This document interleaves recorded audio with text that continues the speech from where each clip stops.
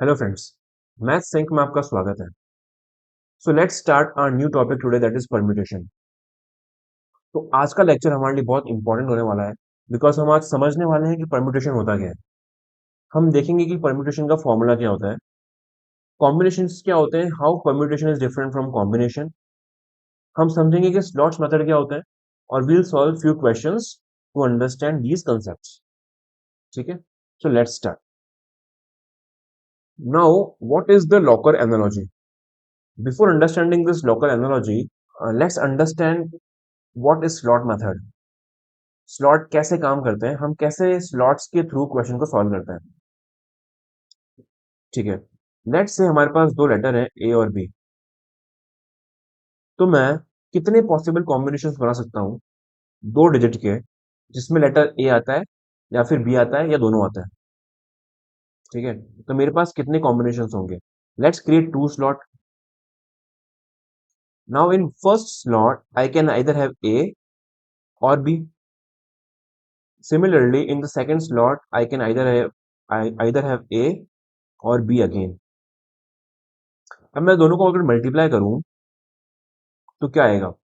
मेरे पास आएगा A plus A B plus B A plus B B. ठीक है, मतलब मेरे पास चार पॉसिबल अरेंजमेंट्स हैं जो कि मैं लेटर ए बी से बना सकता हूं when of course the digits are repeating. ठीक है, वो क्या होगा? A B A and B B. Similarly अगर मेरे पास ए बी और सी होते हैं तो कितने पॉसिबल केसेस बनते हैं? Let's find out. इसको इरेज कर देते हैं। अगर मेरे पास ए बी सी होते हैं, again create three slots. At first slot I can have A और बी और C. In second slot again A B और सी। थर्ड में भी ए बी और C. That means I have three options, again three options, again three options. फिर से multiply करते हैं तो क्या आएगा? सारे केसेस तो मैं बनाऊंगा नहीं, लेकिन स्टार्टिंग के कुछ कुछ केस लिख देता हूं मैं। I can have A A A A B A A C and likewise. तो टोटल केसेस कितने हो जाएंगे मेरे पास? मेरे पास हो जाएंगे total 3 into 3 into 3, that means 27 cases, या बोलूं 27 अरेंजमेंट्स। ठीक है, तो हम स्लॉट्स यूज करके ये निकाल सकते हैं कि कितने पॉसिबल अरेंजमेंट्स हैं उस लेटर के या फिर डिजिट के। ठीक है, अब इस कंसेप्ट को यूज करते हुए हम समझते हैं कि लॉकर एनालॉजी होती क्या है। इसके लिए पहले मैं एक बार स्क्रीन को इरेज कर देता हूँ। Erase all. ठीक है, अब ये क्या कहता है? ये कह रहा है कि मेरे पास तीन डिजिट्स हैं, 1 2 और 3, और मुझे लॉकर को खोलना है। This is case first and numbers can repeat. तो मेरे पास कितने ऑप्शंस होंगे, कितने अरेंजमेंट्स होंगे, मुझे ये निकालना है। बिकॉज तीन डिजिट का पासवर्ड है तो हम तीन स्लॉट बनाएंगे। At first place here I can have 1 और 2 और 3। In second place again I can have 1 और 2 और 3। And in third place again I can have 1 और 2 और 3। ठीक है, that means three options, three options, three options. We multiply them all, total 27 arrangements we will have, जिससे कि locker खुल सकता है। एग्जाम्पल क्या क्या होंगे? 1 2 3 3 2 1 1 1 2। हम निकालेंगे नहीं कितने होंगे बिकॉज ये ऑब्वियस है। ठीक है, so if you multiply these three options we will get total number of arrangements है। तो सेकंड केस की बात करते हैं, कितने ऑप्शंस होंगे अगर डिजिट्स रिपीट नहीं करते हैं। Let's find out. Case two, again we have three digits 1 2 and 3। Now this says numbers can not repeat.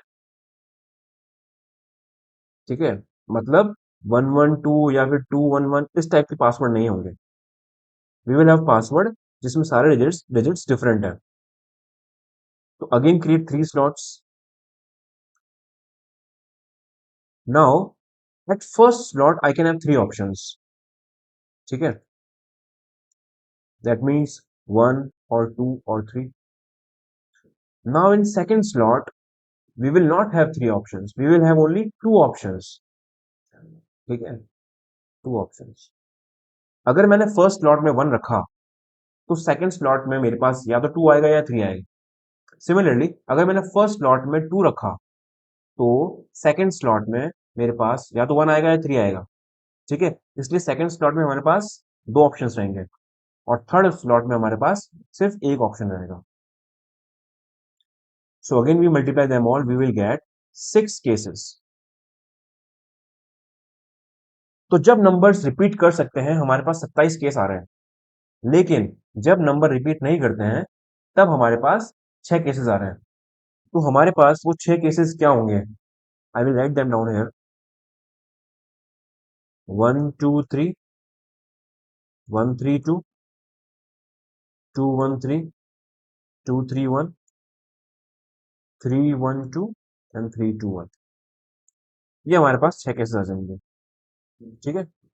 हमने 3 स्लॉट बनाए थे, 3 option at first place, second 2 options at second place and 1 option at third place. So I hope this is clear. Let's continue defining permutation. Permutation होता क्या है? जब मैं बोल रहा हूं परम्यूटेशन, इसका एक मतलब होता है वो है अरेंजमेंट. सो परम्यूटेशन सिंपली मीन्स अरेंजमेंट.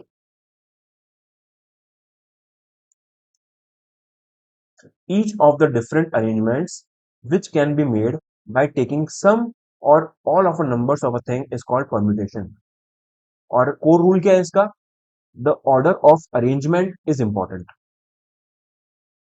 मतलब अगर 2 डिजिट्स हैं a और b, तो ab और ba, these two arrangements will be counted as different, ठीक है. दूसरी भाषा में परम्यूटेशन होता क्या है? Permutation consist of 2 part. First part says selection and second part says order और अरेंजमेंट. पहले हम सेलेक्ट करेंगे, उसके बाद हम जो हमने सेलेक्ट किया है उसको अरेंज करेंगे. मतलब कि इसको समझते हैं. So if I have 3 digits A B and C. अब मुझे कोई भी 2 डिजिट्स चाहिए और मुझे उसके सारे पॉसिबल अरेंजमेंट्स भी चाहिए. तो मैं क्या करूंगा? पहले कोई भी 2 डिजिट सेलेक्ट करूंगा, उसके बाद उसको अरेंज करूंगा. Is this clear? तो अगर मैंने ए और बी सेलेक्ट किया है तो I can have A B and B as 2 arrangements. अगर मैंने बी सी सेलेक्ट किया है तो I can have B C and C B as 2 arrangements. Similarly, if I have selected AC, then I can have AC and CA as 2 arrangements. Is this clear? पहले हम करते हैं select और फिर करते हैं हम arrangement. This is very important because हम जब भी क्वेश्चन सॉल्व करेंगे ना तो हम परम्यूटेशन का फॉर्मूला यूज नहीं करेंगे, हम सिंपल सिलेक्शन का फॉर्मूला यूज करके उसको अरेंज करेंगे, ठीक है. तो इसको ऐसे समझना आप, permutation is equals to first selection and then arrangement. इसको फॉर्मूले से समझते हैं. अब जो आप अपने स्क्रीन पर देख पा रहे हो ये होता है अरेंजमेंट का फॉर्मूला, ठीक है. ये क्या बोलता है? N P R is equals to n factorial divided by n minus r factorial, ठीक है. ठीक है. तो अब इस फॉर्मूले को हम एग्जांपल से समझते हैं. लेट्स से हमारे पास 10 लेटर्स हैं. मुझे इन 10 लेटर्स में से कोई भी 4 लेटर चूज करना है और फिर उसको अरेंज करना है. दैट मीन्स मुझे 10 में से किसी भी 4 लेटर के टोटल परम्यूटेशंस फाइंड आउट करना है. तो मैं इसको स्लॉट मेथड से करता हूँ. स्लॉट मेथड क्या बोलता है कि मेरे पास 4 स्लॉट है. Eight first slot I have 10 options. second slot I have 9 options, third slot I have 8 options, and at last slot I have 7 options. ठीक है, इसको अगर मैं ध्यान से देखूं तो ये क्या लिखा हुआ है, ये लिखा हुआ है 10 फैक्टोरियल डिवाइड बाय 6 फैक्टोरियल। ठीक है, इस केस में 10 था n और 4 है, let's say r, let's say r। तो मैं कह सकता हूं कि this is n factorial divide by n minus r factorial. ये क्लियर है? तो ये फॉर्मूला बन जाता है हमारा। ठीक है, and this is equals to this. I hope this is clear to you. और क्या नोटेशन है डिफरेंट डिफरेंट जिससे मैं एनपीआर लिख सकता हूं, वो है ये। No need to learn anything, सिर्फ कंसेप्ट हम समझेंगे। ठीक है, I clear one more thing here, NPR we will not use quite often. जब भी हम आईआईटी जेई या किसी भी एग्जाम के में पीएनसी के क्वेश्चन सॉल्व करते हैं, सो मोस्टली एनसीआर हम यूज करते हैं। एनसीआर मतलब सिलेक्शन होता है, and then we will try arrange जितनी भी उसकी पॉसिबल अरेंजमेंट्स हैं। We will not use NPR, but हमें समझना है कि एनपीआर होता क्या है। तो I hope it's clear, let's continue now. So this is special result. ठीक है, बोल रहा है npn is equals to n factorial, npn equals to n factorial. This is very much clear. हम फॉर्मूला यूज करते हैं, तो ये क्या बोलता है, n factorial divide by n minus n factorial.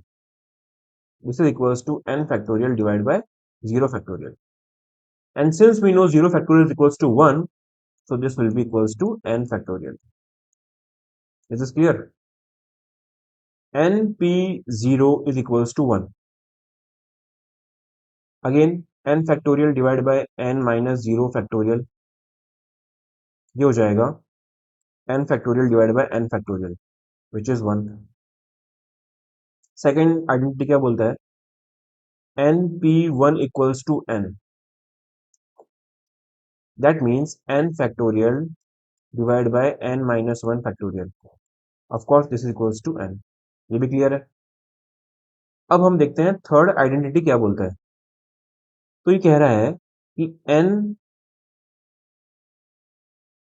p r equals to n into n minus 1 p r minus 1। हम इसको सिंप्लीफाई करते हैं, ये क्या होता है, ये होता है n into n minus 1 factorial divide by n minus 1 minus r minus 1। इसको मैं और सिंप्लीफाई करूंगा तो मैं पाऊंगा कि ऊपर तो लिखा हुआ है n फैक्टोरियल और नीचे लिखा हुआ है n minus r factorial,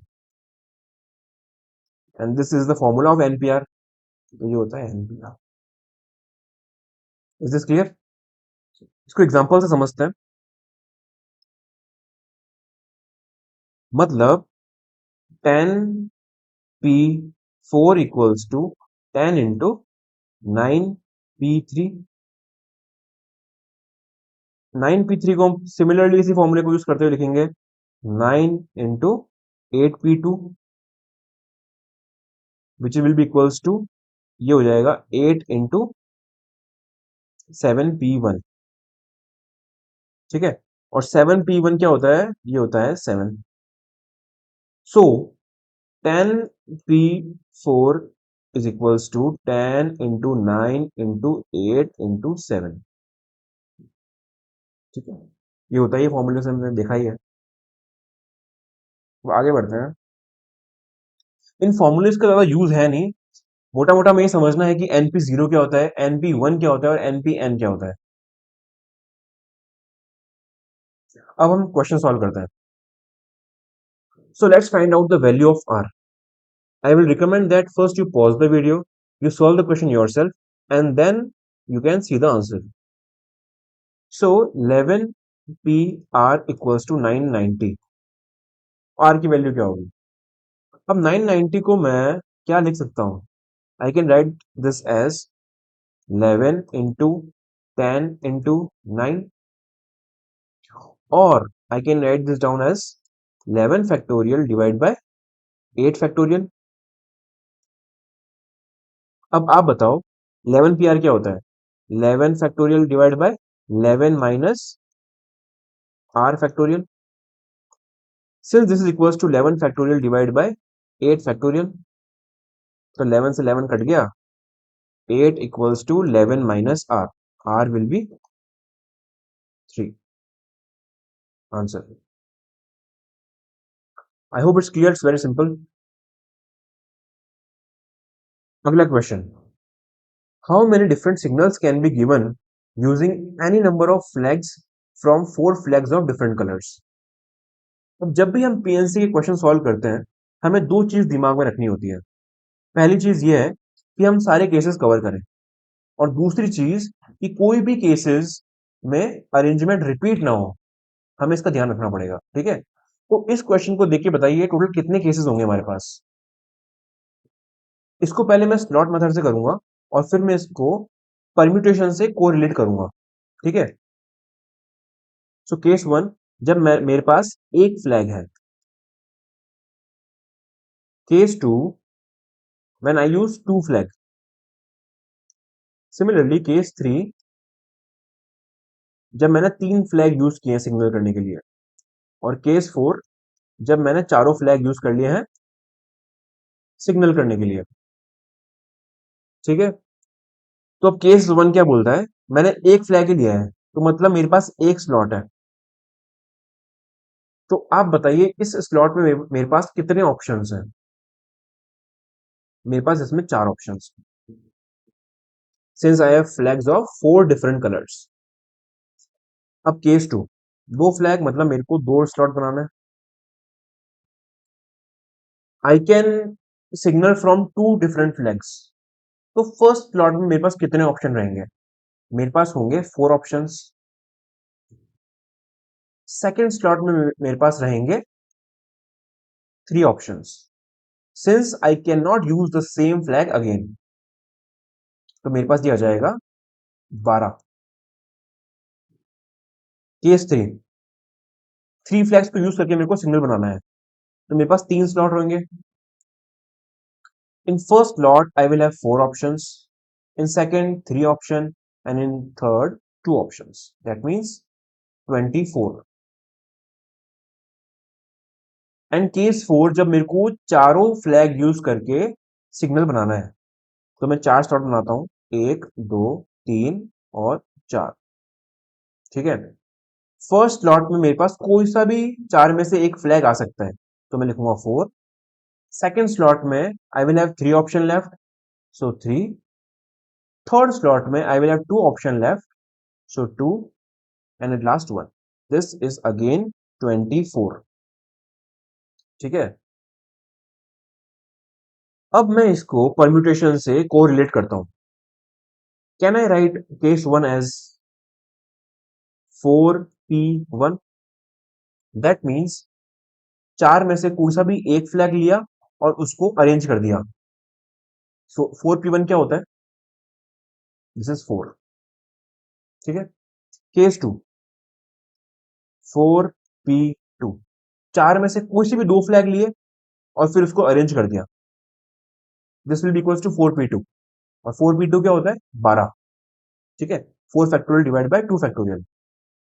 case three 4p3, 4 में से कोई से भी तीन फ्लैग लिए और उसको मैंने अरेंज कर दिया।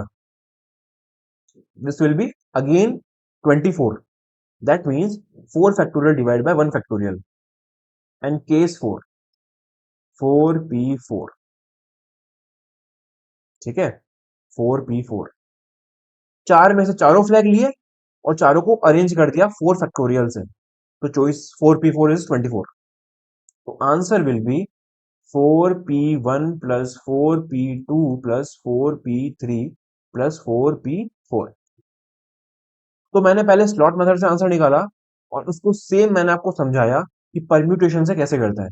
आई hope you will be able to now को relate how slot method is similar to permutation. It's just that we should be knowing, हमें समझना है कि कब हमें ये यूज करना है। अब अगला क्वेश्चन देखते हैं। Find the total number of 9 digit numbers which have all different digits.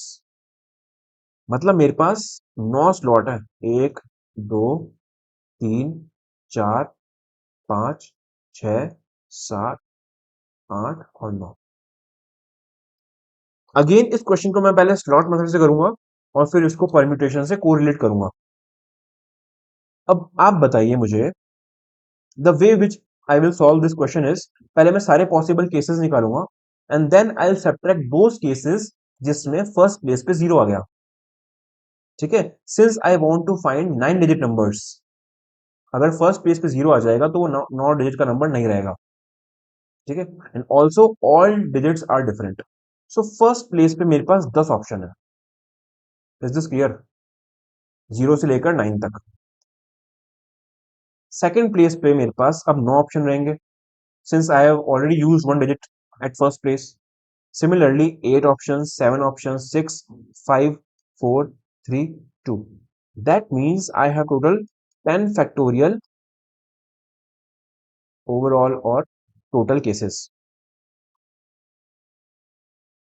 Now let's subtract those cases जिसमें first place पे 0 आ गया। 1, 2, 3, 4, 5, 6, 7, 8 और 9। फर्स्ट प्लेस पे मैं 0 फिक्स कर रहा हूँ। ठीक है, अब आप बताइए सेकंड प्लेस पे मेरे पास कितने ऑप्शंस रहेंगे? I will have 9 options here. That means from 1 to 9.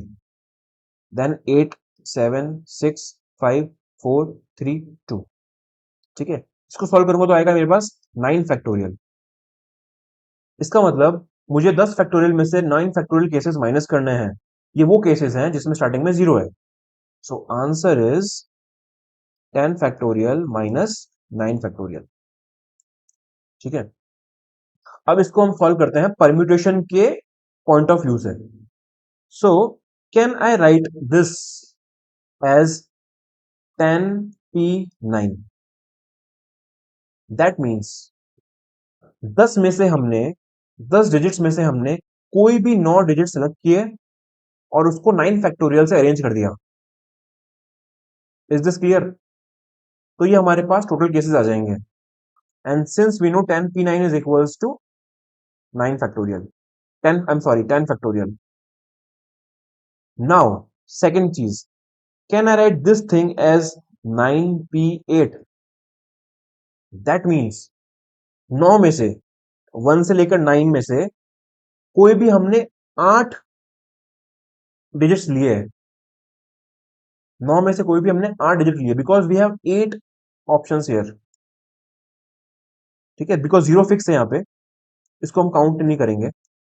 यहां से लेकर 1 2 3 4 5 6 7 8 I have 8 slots and I have 9 options.